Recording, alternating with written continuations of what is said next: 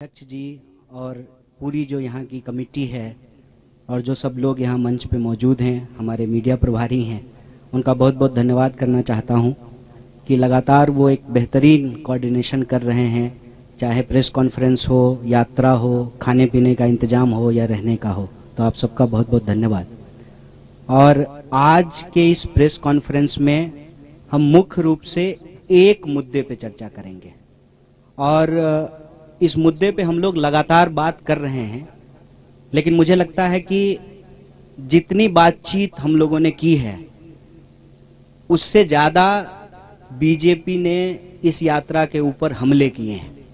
तो बार बार उन हमलों को लेकर के जवाब देना और उनके हमलों में सच्चाई क्या है और झूठ क्या है, इसका स्पष्टीकरण करना जरूरी है।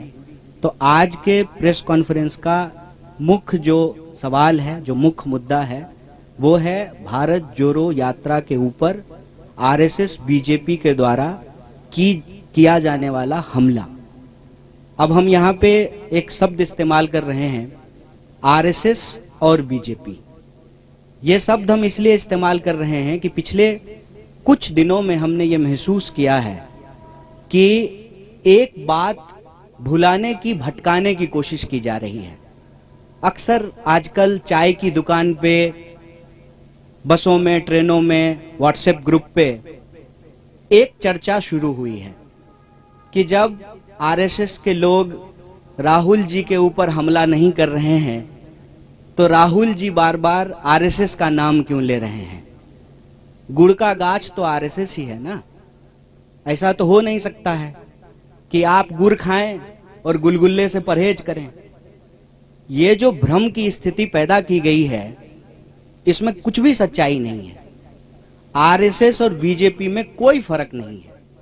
बीजेपी जो हमला कर रही है वो हमले आरएसएस ही करवा रही है और इसको हम लोग अलग अलग तरीके से नहीं देखते हैं। हालांकि इस बात का जयराम जी ने भी स्वागत किया, हमारे पार्टी के तमाम वरिष्ठ नेताओं ने स्वागत किया कि राम मंदिर के पुजारी ने भारत जोड़ो यात्रा का स्वागत किया। तो इसका हम लोगों ने स्वागत किया कि बहुत अच्छी बात है। और हमने कहा कि जो लोग आना चाहते हैं, भारत जोड़ो यात्रा का दरवाजा सबके लिए खुला हुआ है। हमारे मन में किसी के प्रति कोई नफरत नहीं है, द्वेष नहीं है। जो लोग भी इस देश से प्यार करते हैं, इस देश के संविधान में उनको भरोसा है, इस देश की विविधता और एकता, जिसको कहते हैं यूनिटी एंड डाइवर्सिटी, और जो यूनिटी की डाइवर्सिटी में बिलीव करते हैं। सिर्फ इसकी बात नहीं है कि हमको डाइवर्सिटी में यूनिटी चाहिए, यूनिटी की डाइवर्सिटी को भी हमको रिस्पेक्ट करना पड़ेगा, क्योंकि हम इस दौर में जी रहे हैं जहां अलग अलग तरह के चॉइसेस हैं, अलग अलग तरह का लाइफ स्टाइल है। और ये जो हमारी विविधता है वो हमारा सबसे बड़ा स्ट्रेंथ है। और आप किसी भी एग्जाम्पल को उठा करके देख लीजिए। आप हमारे देश की हॉकी टीम को देख लीजिए, अभी हॉकी का वर्ल्ड कप होने वाला है, हॉकी का मैच चल रहा है। आप हमारी क्रिकेट टीम को उठा करके देख लीजिए, आप हमारे देश की ब्यूरोक्रेसी को उठा करके देख लीजिए, आप हमारी देश की सेना को उठा के देख लीजिए, आप हमारे देश के बिजनेस जो पर्सन्स हैं उनको देख लीजिए। हर फील्ड में हमारे पास डाइवर्सिटी है और ये हमारा सबसे बड़ा स्ट्रेंथ है। तो जो लोग भी इस देश की डाइवर्सिटी में बिलीव करते हैं, इस देश के मल्टीकल्चरलिज्म में बिलीव करते हैं, इस देश के कॉन्स्टिट्यूशन में बिलीव करते हैं, इस देश के लोग आपस में प्यार से रहें, इस भावना में भरोसा रखते हैं, जो लोग संविधान पर विश्वास रखते हैं, देश से प्यार करते हैं, वो सब लोग इस यात्रा में आ सकते हैं। लेकिन आप लोगों ने देखा होगा कि पिछले दिनों यह चर्चा बड़ी जोर शोर से चली। दो तरह के जो है न्यूज आने शुरू हुए। एक, जब मोहन भागवत जी का इंटरव्यू आया तो कुछ लोगों ने हेडलाइन इस तरह से बनाया कि राहुल गांधी का जवाब दिया मोहन भागवत जी ने, और कुछ लोगों ने यह चर्चा शुरू की कि आरएसएस तो स्वागत कर रही है यात्रा का, तो फिर आरएसएस के ऊपर जो है क्यों हमला किया जा रहा है। पहली, हम आरएसएस और बीजेपी को अलग अलग नहीं देखते हैं। हमारी समझदारी में आरएसएस जड़ है, बीजेपी उसका फल है। ये भ्रम हमारे मन में नहीं है। भले वो कहते हो कि हम सांस्कृतिक संगठन हैं, लेकिन उनकी पूरी की पूरी विचारधारा राजनीति पर आधारित है। और इस बात को हम यहां स्पष्ट करना चाहते हैं कि धर्म देश का है, सांप्रदायिकता देश का नहीं है। आरएसएस धर्म के प्रतीकों का इस्तेमाल करके सांप्रदायिक राजनीति कर रही है, उसका धर्म से कोई लेना देना नहीं है। जैसे दही दूध से बनता है, लेकिन दही दूध नहीं होता है, दोनों की प्रकृति अलग अलग होती है, नेचर अलग अलग होता है। कोई भी धार्मिक व्यक्ति किसी का खून बहाना, किसी को मारना, किसी के ऊपर हमला करना, नफरत फैलाना, इस तरह की चीजों का समर्थन नहीं करता है। धर्म के प्रतीकों का इस्तेमाल करके अगर राजनीति की जाती है, जब राज सत्ता और धर्म को मिलाया जाता है, तो वो धर्म नहीं है, वो राजनीति है। इसीलिए हमारी नजर में आरएसएस सांस्कृतिक संगठन नहीं है, सांस्कृतिक प्रतीकों का इस्तेमाल करती है अपने राजनीतिक लाभ के लिए। जैसे स्वयं उन्होंने कहा कि सनातन धर्म सबसे प्राचीन है, तो सनातन धर्म का डेट जो है वो 1925 से तो नहीं शुरू होता है, वो तो हजारों साल पुराना है।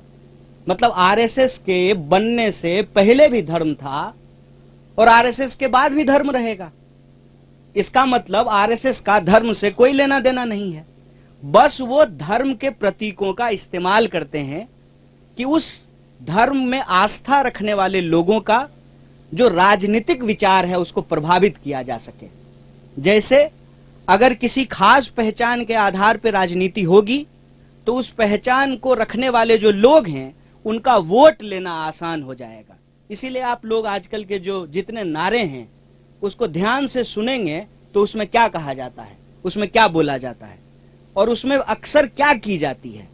देश का जो बुनियादी सवाल है, रोजी रोटी, कपड़ा, मकान, शिक्षा, स्वास्थ्य, सड़क, बिजली, पानी, उसको भटका दिया जाता है। और ये अंग्रेजों की चाल है, यह भी हमको समझना पड़ेगा। बतौर भारतीय राष्ट्रीय कांग्रेस हमको इस बात का गर्व है कि हम इस देश की आजादी के लिए अंग्रेजों से संघर्ष किए, देश को आजादी मिली, कदम दर कदम बढ़ा करके लड़खड़ाते हुए, संभलते हुए देश हमारा आज इस मुकाम पे आकर के खड़ा हुआ है, जहां उस संविधान के दम पर देश का एक व्यक्ति जो कहते थे कि हम चाय बेचते थे, वो देश के प्रधानमंत्री बन पाए हैं। तो सबसे सर्वोच्च जो है वो संविधान है और इस संविधान की रक्षा करना हमारी पार्टी का कर्तव्य है। और ये प्रश्न जो है हम पूछना चाहते हैं आरएसएस और बीजेपी से कि आप बताइए कि आप संविधान को मानते हैं कि नहीं मानते हैं है, और उनके अधिकारों की भी व्याख्या है।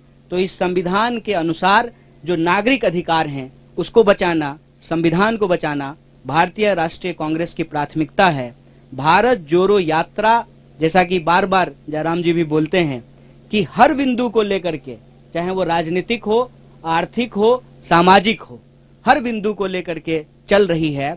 इसके अंदर यह बात निहित है कि हम यह सारे जो काम कर रहे हैं वो संविधान के दायरे में कर रहे हैं और हमारी विचारधारा इस देश का संविधान है। और इस देश की संविधान के प्रस्तावना में जो बात लिखी हुई है, हम भारत के लोग भारत को एक प्रभुत्व संपन्न, समाजवादी, धर्मनिरपेक्ष, लोकतांत्रिक गणराज्य, गणराज्य का मतलब होता है कि नागरिक सबसे प्रमुख होते हैं और नागरिक अधिकारों को रक्षा करना हमारा सबसे प्रमुख जो है दायित्व है, जिम्मेवारी है।